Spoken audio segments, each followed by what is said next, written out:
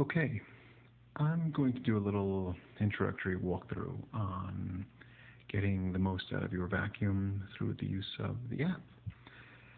I'm going to assume you've already set up the vacuum, connected it to your Wi-Fi, and have made at least one map from a previous cleaning. The version of the app that I'm running is 2.0.31, and it's running on Android. As you can see, I currently have a Roborock S4. It's my first Roborock vacuum, and I hope to be getting a second one soon. I will go ahead and click on this, and you will see my map. This is different from probably most maps that you've seen, in that this is my basement. You can see a small room at the bottom left corner, and you can see a room that I defined kind of in the center near the bottom. It's a light blue room, and I really just defined it to aid in scheduling and spot cleanup. I'd like to start by looking at the vacuum settings, and if you click on the little three dots to the top right, this will appear, and click on vacuum settings, and I want to make sure that everyone has the map saving enabled. While it should be probably enabled by default, I don't know why it's not, maybe because it's beta, but the truth of the matter is that this little beta designation has been there for quite some time, and they should probably just remove it and turn it on. And while we're here, I just thought I'd make a mention to the unit of area at the bottom. They previously only allowed you to choose meters, but they recently updated it to choose feet, so some people might prefer that as well. So to get the most out of your vacuum, you want to do some map management, and we'll focus on rooms and no-go zones. Go ahead and click on Map Management, and then click on Edit Room. And there's a little message here. We'll say OK. And the focus of this screen is really to divide up your existing rooms or combine two rooms to make a larger room. Anyway, to start, I will take this large aqua room that I have, and I will go ahead and make another room out of it. And you can do that by tapping on Divide and tapping on the room that you want to split up.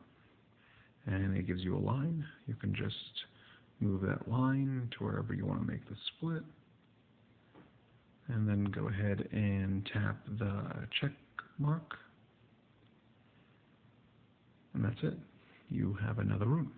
So if you wanted to do anything specific to that or scheduling for that area, you can do that. And you can also easily undo it by tapping on Merge and then tapping to adjacent rooms, as so, and then tapping Check.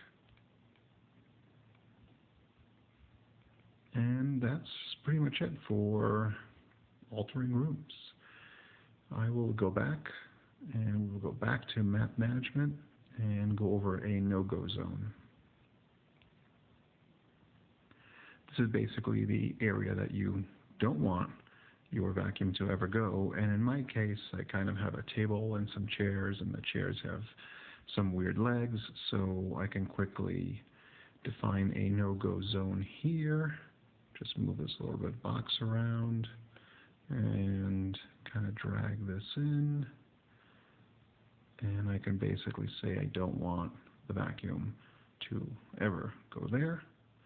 But since this is just an example, I actually do want the vacuum to go there. I actually lift up those chairs so the vacuum can go underneath it and clean up whatever's there.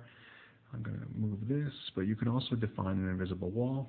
Just go ahead and tap that, and then you get another line that you can kind of position and move around, and kind of like I did before, I can turn this kind of line into a wall so that, you know, the vacuum never goes beyond that. So another option, I have this defined in basically an invisible wall, and basically everything to the top left of that line, the vacuum will never go. But since this is an example, I will just go ahead and remove that, and then we'll click on back. Normally you'd be asked if you want to save your changes. I'm going to say no here. and that's pretty much it. Normally this map here, you would actually see your no-go lines and your virtual walls and your no-go zones, but I didn't actually save them here.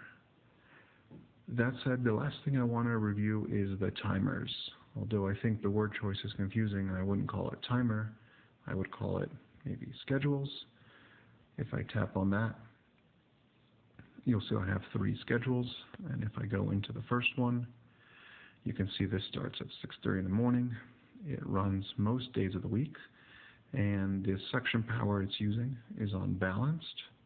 And if you'll see down at the bottom below, I basically have one room selected. They label this as select a room to divide, but I think this is another poor word choice. I would just probably rename that to select rooms. So in this case, I have one room selected, and that room is done in the morning. And then if I go back, you'll see I have another timer for 4:30 in the afternoon, and that runs every day. Also, suction power is unbalanced, and basically that same room is being cleaned twice a day. Yes, I like it to be very clean. And lastly, you'll see I have a third timer set up. That timer runs at night, and this only runs one day a week, same cleaning mode as before. And you'll see in this example I have 3 rooms checked, the one all the way in the bottom, the one in the middle, and the one to the far left. And that's pretty much it. These run all by themselves.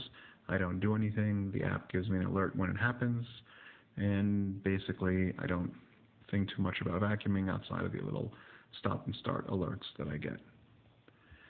Lastly, I just want to touch base on room cleaning itself.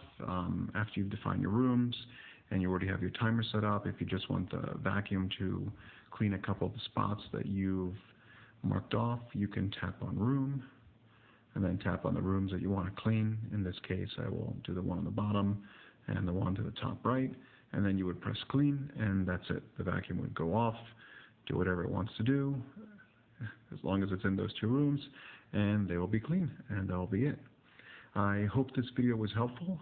I don't do much of this, but I thought I could probably help a lot of people that might be intimidated by technology. If there's enough interest here, I'll continue to do more of these, maybe highlighting changes when Roborock makes them. Any constructive criticism is appreciated. I do realize that the audio is not ideal, and I hope to get this resolved in a future video. Thank you.